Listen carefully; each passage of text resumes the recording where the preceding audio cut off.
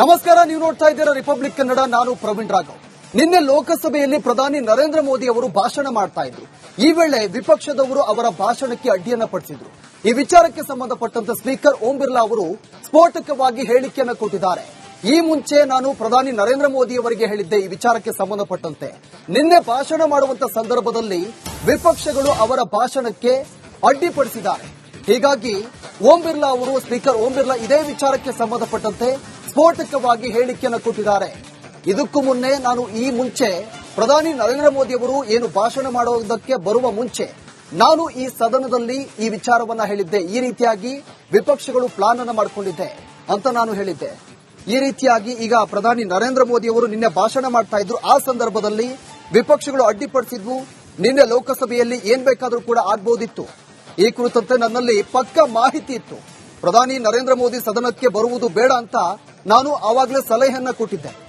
ಪ್ರಧಾನಿ ಆಸನದವರೆಗೆ ಎಂಪಿಗಳು ಕೂಡ ಹೋಗಿದ್ದು ಸರಿಯಲ್ಲ, ಅನಾಹುತ ಆಗಬಾರ್ದು ಅಂತ ನಾನು ಸಲಹೆ ನೀಡಿದ್ದೆ ಅಂತ ಸ್ಪೀಕರ್ ಓಂ ಬಿರ್ಲಾ ಅವರು ಸ್ಫೋಟಕ ಹೇಳಿಕೆಯನ್ನ ಕೊಟ್ಟಿದ್ದಾರೆ. नहीं आना चाहिए। जब सदन के नेता को सम्मानीय महामहिम राष्ट्रपति के अभिभाषण पर जवाब देना था, तो मेरे पास पुख्ता ऐसी जानकारी आई कि कांग्रेस पार्टी के कई सदस्य माननीय प्रधानमंत्री जी के आसन पर पहुंचकर कोई भी अप्रत्याशित घटना कर सकते थे।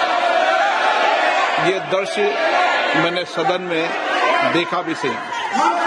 अगर ये घटना हो जाती तो ये अत्यंत अप्रिय दृश्य देश के लोकतांत्रिक परंपराओं को तार तार कर देता। इसको टालने के लिए मैंने माननीय प्रधानमंत्री से आग्रह किया कि उन्हें सदन में नहीं आना चाहिए, और सदन के सभापति होने के नाते मेरी जिम्मेदारी बनती थी कि सदन की उच्च परंपराओं गरिमाओं को अक्षुण्ण बनाए रखें। जब सदन के नेता को सम्मानीय महामहिम राष्ट्रपति के अभिभाषण पर जवाब देना था, तो मेरे पास पुख्ता ऐसी जानकारी आई कि कांग्रेस पार्टी के कई सदस्य माननीय प्रधानमंत्री जी के आसन पर पहुंचकर कोई भी अप्रत्याशित घटना कर सकते थे। ये दृश्य मैंने सदन में देखा भी सही। अगर ये घटना हो जाती तो ये अत्यंत अप्रिय दृश्य देश के लोकतांत्रिक परंपराओं को तार तार कर देता। इसको टालने के लिए मैंने माननीय प्रधानमंत्री से आग्रह किया कि उन्हें सदन में नहीं आना चाहिए, और सदन के सभापति होने के नाते मेरी जिम्मेदारी बनती थी कि सदन की उच्च परंपराओं गरिमाओं को ಇದೇ ವಿಚಾರಕ್ಕೆ ಸಂಬಂಧಪಟ್ಟಂತೆ ನಮ್ಮ ಪ್ರತಿನಿಧಿ ಅಭಿಷೇಕ್ ನಮ್ಮ ಜೊತೆ ನೇರ ಸಂಪರ್ಕದಲ್ಲಿದ್ದಾರೆ. ಹೆಚ್ಚಿನ ಡೀಟೇಲ್ಸ್ ಅನ್ನು ಕೊಡ್ತಾ ಹೋಗ್ತಾರೆ. ಅಭಿಷೇಕ್, ನಿನ್ನೆ ಲೋಕಸಭೆ ಅಧಿವೇಶನದಲ್ಲಿ ಪ್ರಧಾನಿ ನರೇಂದ್ರ ಮೋದಿ ಅವರ ಭಾಷಣಕ್ಕೆ ಅಡ್ಡಿಪಡಿಸಲಾಗಿತ್ತು. ಇದೇ ವಿಚಾರಕ್ಕೆ ಸಂಬಂಧಪಟ್ಟಂತೆ ಇದೀಗ ಸ್ಪೀಕರ್ ಓಂ ಬಿರ್ಲಾ ಅವರು ಸ್ಫೋಟಕ ಹೇಳಿಕೆಯನ್ನು ಕೊಟ್ಟಿದ್ದಾರೆ. ಈ ವಿಚಾರ ನನಗೆ ಮೊದಲೇ ಗೊತ್ತಿತ್ತು, ಹೀಗಾಗಿ ಇವತ್ತು ಈ ಒಂದು ಅಧಿವೇಶನಕ್ಕೆ ಪ್ರಧಾನಿ ಮೋದಿ ಹಾಜರಾಗಿಲ್ಲ ಅಂತ ಸ್ಫೋಟಕ ಹೇಳಿಕೆ ಕೊಟ್ಟಿರೋದು. ಈ ವಿಚಾರಕ್ಕೆ ಸಂಬಂಧಪಟ್ಟಂತೆ ಏನೆಲ್ಲ ಅಪ್ಡೇಟ್ಸ್ ಇದೆ?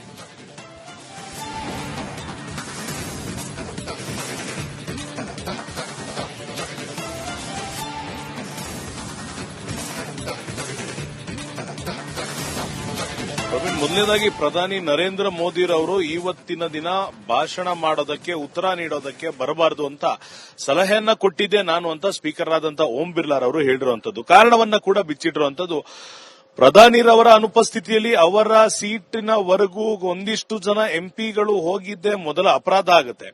ಒಂದು ಡೆಕೋರಮ್ ಅನ್ನ ಫಾಲೋ ಮಾಡಬೇಕಾಗತ್ತೆ. ಆ ಡೆಕೋರಮ್ ಅನ್ನ ಫಾಲೋ ಮಾಡಿರೋದನ್ನ ಗಾಳಿಗೆ ತೋರಿರೋದನ್ನ ಗಮನಿಸಿದ್ದೇವೆ. ಮತ್ತೊಂದು ಕಡೆಗೆ ಮೋದಿರವರ ವಿರುದ್ಧ ಇವತ್ತು ಆಕ್ರಮಣಕಾರಿಯಾದಂತ ಒಂದಿಷ್ಟು ಕೆಲಸಗಳು ಸಭೆಯಲ್ಲಿ ನಡೆಯೋದಿತ್ತು, ಅಂದ್ರೆ ಲೋಕಸಭೆಯಲ್ಲಿ ನಡೆಯೋದಿತ್ತು. ಅದು ನನಗೆ ಮೊದಲೇ ಗೊತ್ತಾಗಿತ್ತು.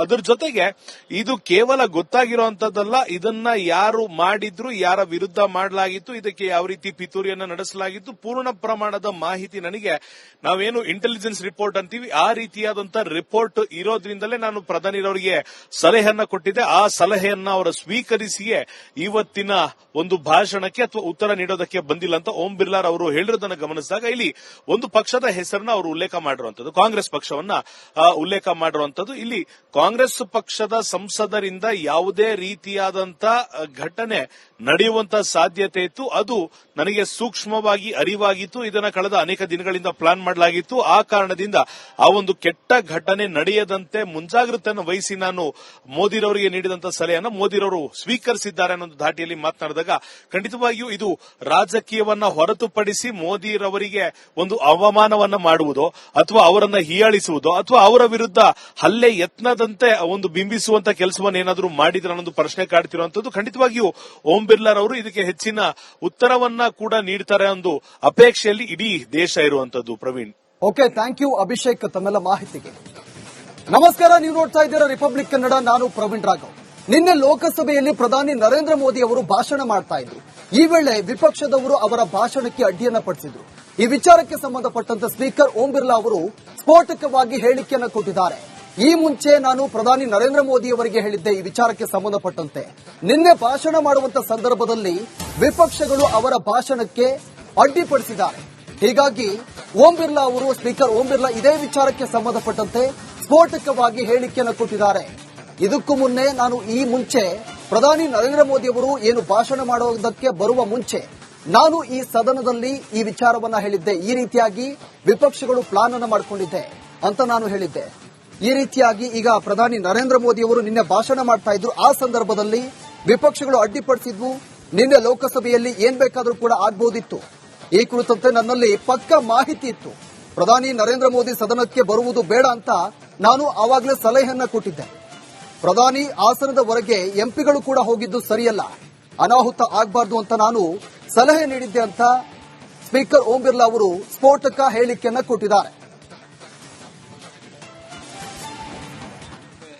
नहीं आना चाहिए। जब सदन के नेता को सम्मानीय महामहिम राष्ट्रपति के अभिभाषण पर जवाब देना था तो मेरे पास पुख्ता ऐसी जानकारी आई कि कांग्रेस पार्टी के कई सदस्य माननीय प्रधानमंत्री जी के आसन पर पहुंचकर कोई भी अप्रत्याशित घटना कर सकते थे। ये दृश्य मैंने सदन में देखा भी सही। अगर ये घटना हो जाती तो ये अत्यंत अप्रिय दृश्य देश के लोकतांत्रिक परंपराओं को तार तार कर देता।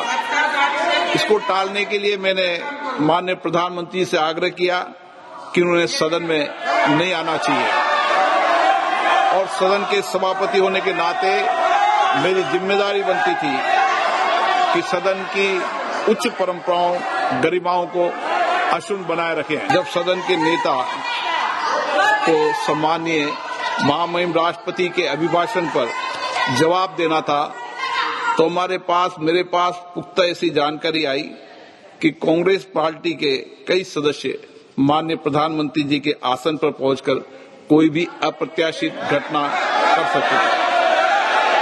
ये दृश्य मैंने सदन में देखा भी सही। अगर ये घटना हो जाती तो ये अत्यंत अप्रिय दृश्य देश के लोकतांत्रिक परंपराओं को तार तार कर देता। इसको टालने के लिए मैंने माननीय प्रधानमंत्री से आग्रह किया कि उन्हें सदन में नहीं आना चाहिए और सदन के सभापति होने के नाते मेरी जिम्मेदारी बनती थी कि सदन की उच्च परंपराओं गरिमाओं को ಇದೇ ವಿಚಾರಕ್ಕೆ ಸಂಬಂಧಪಟ್ಟಂತೆ ನಮ್ಮ ಪ್ರತಿನಿಧಿ ಅಭಿಷೇಕ್ ನಮ್ಮ ಜೊತೆ ನೇರ ಸಂಪರ್ಕದಲ್ಲಿದ್ದಾರೆ. ಹೆಚ್ಚಿನ ಡೀಟೇಲ್ಸ್ ಅನ್ನು ಕೊಟ್ಟು ಹೋಗ್ತಾರೆ. ಅಭಿಷೇಕ್, ನಿನ್ನೆ ಲೋಕಸಭೆ ಅಧಿವೇಶನದಲ್ಲಿ ಪ್ರಧಾನಿ ನರೇಂದ್ರ ಮೋದಿ ಅವರ ಭಾಷಣಕ್ಕೆ ಅಡ್ಡಿಪಡಿಸಲಾಗಿತ್ತು. ಇದೇ ವಿಚಾರಕ್ಕೆ ಸಂಬಂಧಪಟ್ಟಂತೆ ಇದೀಗ ಸ್ಪೀಕರ್ ಓಂ ಬಿರ್ಲಾ ಅವರು ಸ್ಫೋಟಕ ಹೇಳಿಕೆಯನ್ನು ಕೊಟ್ಟಿದ್ದಾರೆ. ಈ ವಿಚಾರ ನನಗೆ ಮೊದಲೇ ಗೊತ್ತಿತ್ತು, ಹೀಗಾಗಿ ಇವತ್ತು ಈ ಒಂದು ಅಧಿವೇಶನಕ್ಕೆ ಪ್ರಧಾನಿ ಮೋದಿ ಹಾಜರಾಗಿಲ್ಲ ಅಂತ ಸ್ಫೋಟಕ ಹೇಳಿಕೆ ಕೊಟ್ಟಿರೋದು. ಈ ವಿಚಾರಕ್ಕೆ ಸಂಬಂಧಪಟ್ಟಂತೆ ಏನೆಲ್ಲ ಅಪ್ಡೇಟ್ಸ್ ಇದೆ?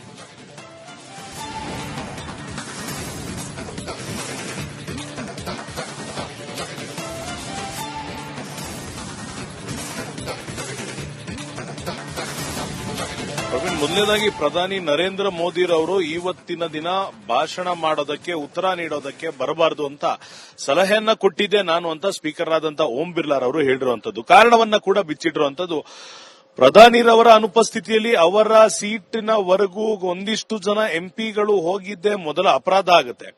ಒಂದು ಡೆಕೋರಮ್ ಅನ್ನ ಫಾಲೋ ಮಾಡಬೇಕಾಗತ್ತೆ. ಆ ಡೆಕೋರಮ್ ಅನ್ನ ಫಾಲೋ ಮಾಡಿರೋದನ್ನ ಗಾಳಿಗೆ ತೋರಿರೋದನ್ನ ಗಮನಿಸಿದ್ದೇವೆ. ಮತ್ತೊಂದು ಕಡೆಗೆ ಮೋದಿರವರ ವಿರುದ್ಧ ಇವತ್ತು ಆಕ್ರಮಣಕಾರಿಯಾದಂತಹ ಒಂದಿಷ್ಟು ಕೆಲಸಗಳು ಸಭೆಯಲ್ಲಿ ನಡೆಯೋದಿತ್ತು, ಅಂದ್ರೆ ಲೋಕಸಭೆಯಲ್ಲಿ ನಡೆಯೋದಿತ್ತು.